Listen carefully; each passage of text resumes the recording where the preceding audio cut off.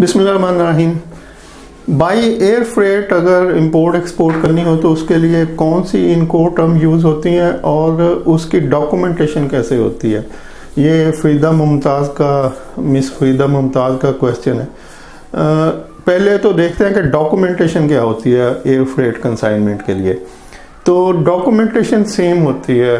Documentation by सी की हो, by freight की हो, एयर फ्रेट की हो, पोस्ट पार्सल की हो, कोरियर से हो, रेलवे के थ्रू हो, बाई रोड हो, ट्रक के थ्रू, किसी किस्म की भी एक्सपोर्ट हो, उसमें सेम डॉक्यूमेंटेशन होती है। यानी डॉक्यूमेंटेशन में कोई चेंज नहीं होती। और डॉक्यूमेंटेशन होती ही एक्सपोर्ट के लिए, इसलिए इंपोर्टर को तो लहरा कर दें। डॉक्यूमेंटेशन एक्सपोर्टर का काम है, एक्सपोर्टर ने डॉक्यूमेंटेशन करनी होती है। और दुनिया में आपका कोई मज़हब हो, रंग हो, नस्ल हो, ख़िता हो, दुनिया का कोई लैंग्वेज डिफरेंट हो, कुछ भी डिफरेंट हो, जो एक कांस्टेंट चीज़ है वो एक्सपोर्ट डॉक्यूमेंटेशन है कि इसके ऊपर किसी किस्म का कोई, यानी जो अनचेंज चीज़ें हैं, यानी जो कांस्टेंट रहने वाली चीज़ें, उसमें एक एक्सपोर्ट डॉक्यूमेंटेशन भी है कि ये हमेशा एक ही पैटर्न है, एक ही स्टाइल है, एक ही स्पेसिमन है, बस आपने उसमें नंबर डेट फिल करनी है। मतलब जो इनवॉइस का पैटर्न चल रहा है उसमें क्या डेट चेंज होगी, उसकी अमाउंट चेंज होगी, वो जो इंपोर्टर है उसका नाम पता आएगा, कमोडिटी और डिस्क्रिप्शन आएगी, बाकी वही स्पेसिमन, वही उतने ही कॉलम होंगे, सीरियल नंबर है जी, डिस्क्रिप्शन है, रेट है, अमाउंट है, टोटल अमाउंट है, वगैरह वगैरह।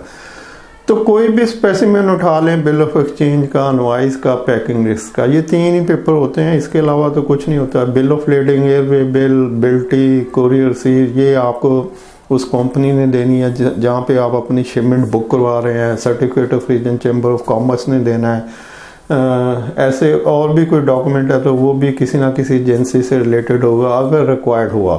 तो आपने क्या करना है, आपने सिर्फ बिल ऑफ एक्सचेंज बनाना है, इनवॉइस बनानी है और पैकिंग लिस्ट बनानी है।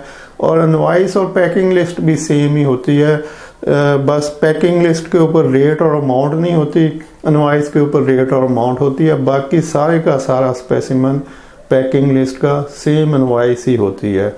मतलब अगर मैं खुद जब बनाता हूँ तो मैं जो इनवॉइस बनाता हूँ, पहले इनवॉइस बना ली, तो उसके बाद जो रेट और अमाउंट वाले कॉलम है उसको दो को डिलीट कर दिया और उसको थोड़ा फैला दिया, पूरा मतलब सेटिंग कर दी, और वही पैकिंग लिस्ट है। यानी जो आपकी इनवॉइस है वही पैकिंग लिस्ट है। तो इस तरह से इसमें तो फिक्र वाली कोई बात नहीं है। यानी किसी भी, आप जापान से एक्सपोर्ट कर रहे हैं, आप ऑस्ट्रेलिया से कर रहे हैं, इंग्लिश कंट्री से कर रहे हैं, चाइना से कर रहे हैं, किसी जर्मन से कर रहे हैं, मतलब जिसकी लैंग्वेज भी डिफरेंट है, वो भी वही इंग्लिश में वही सेम स्पेसिमन और सेम स्टाइल बनाएगा। ये होगी डॉक्यूमेंट्स के, डॉक्यूमेंट्स में नो चेंज है, खा वो बाई सी से हो, बाई एयर से हो, बाई कोरियर से हो। हाँ, जो डिफरेंस थोड़ा सा आता है वो भी लफ्ज़ों का हेर फेर है। वो होगा कि जी बाई सी में बिल ऑफ लेडिंग होगा, बाई एयर फ्रेट में एयरवे बिल होगा, कोरियर से आ रही तो कोरियर की रिसीट होगी, पोस्ट ऑफिस से आ रही तो पोस्ट पार्सल की रिसीट होगी, बाई ट्रेन आ रही है तो ट्रक वाले कोई आपको रिसीट देंगे, और बाई रोड जा रही है तो वो ट्रक वाले कोई बिल्टी देंगे। तो ये सारे जो डॉक्यूमेंट्स हैं कि जी ये बिल ऑफ लेडिंग है, ये एयरवे बिल है, ये कोरियर रिसीट है, ये सब एक किस्म की एक्नॉलेजमेंट है कि हमने ये कंसाइनमेंट रिसीव कर लिया है, और जिसके नाम आप इसने बुक करवाया आपने, आप उसको ये रिसीट दे दें और वो ये रिसीट दिखा के डेस्टिनेशन के ऊपर इस कंसाइनमेंट को रिसीव कर ले। सिंपल सा, मतलब ये एक एक्नॉलेजमेंट है। उसमें वो पेपर छोटा हो, बड़ा हो, रिसीट इतनी हो या इतना फुल पेज का BL हो, उससे कोई फ़र्क नहीं पड़ता। ये जस्ट एक एक्नॉलेजमेंट है कि जी जिसने भी पिक करनी है कंसाइनमेंट वो रिसीट दिखाए और अपनी कंसाइनमेंट वहाँ से ले ले।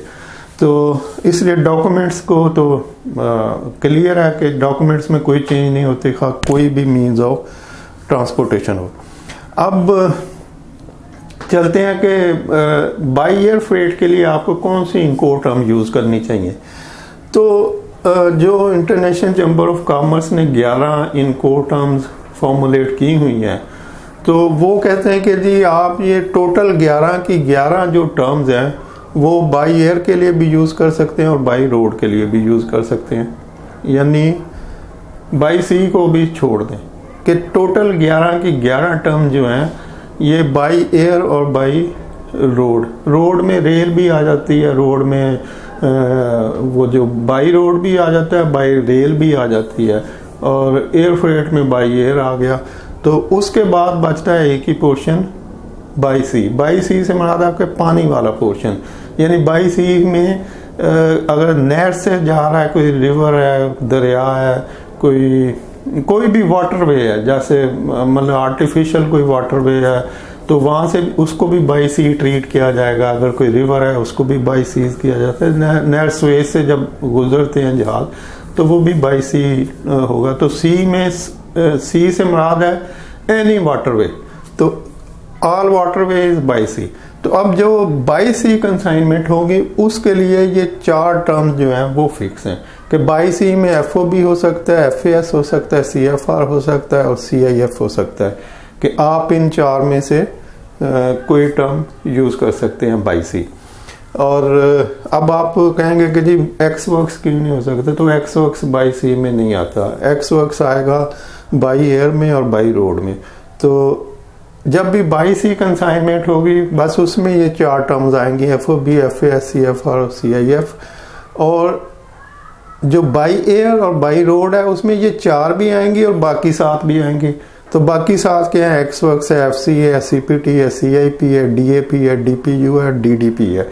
तो 7 टर्म ये और 4 टर्म ये 11 टर्म यूज होंगी बाई एयर के लिए और बाई रोड के लिए, लेकिन ये 4 टर्म यूज होंगी बाई सी के लिए। और अब एक आपको इसमें फंसने की जरूरत नहीं प्रॉब्लम में कि जी कौन सी टर्म कहाँ पे यूज़ होती है। पाकिस्तान में जो टर्म यूज़ हो रही है मैंने पहले भी बताया था कि वो FOB है, वो FAS है, वो CFR है, वो FCA है और CPT है। तो ये 5 टर्म जो है वो पाकिस्तान में स्टेट बैंक अलाउ करता है इंपोर्ट एक्सपोर्ट के लिए। इन 5 के अलावा बाकी आप लोगों के लिए यूजलेस हैं। बाकी फिर उनका एक्स वर्क्स भी हो सकता है, अगर आपको स्पेशल परमिशन स्टेट बैंक दे दे तो आप अप्लाई कर सकते हैं। अगर आपने एक्स वर्क्स करनी हो इम्पोर्ट एक्सपोर्ट तो एक्स वर्क भी हो जाएगी। लेकिन इन 5 के लिए तो आप फ्रीली बैंक से बस अपनी डॉक्यूमेंटेशन करें और बैंक फुली ऑथोराइज है FOB पे इंपोर्ट एक्सपोर्ट करने के लिए, FAS के ऊपर, CFR के ऊपर, FCA के ऊपर, CPT के ऊपर। अच्छा, अब ये सारी जो 11 टर्म्स हैं इनके ऊपर ऑलरेडी पीछे वीडियो अवेलेबल है इंपोर्ट एक्सपोर्ट के फोल्डर में, लेकिन फिर भी मैं इनको फिर एक दफ़ा बोलूँगा। अब काम शाम तो है कोई नहीं, कितना टॉपिक मतलब इतना इजी सब्जेक्ट है इंपोर्ट एक्सपोर्ट और छोटा सा सब्जेक्ट है, तो बंदा क्या रोज़ ही बोले। तो फिर इनको एक दफ़ा से रिवाइज करते हैं। अब 1 बाय 1 करेंगे, एक टर्म को डिस्कस करेंगे ताकि ज़रा डिटेल से एक क्लियर विजन मिल जाए।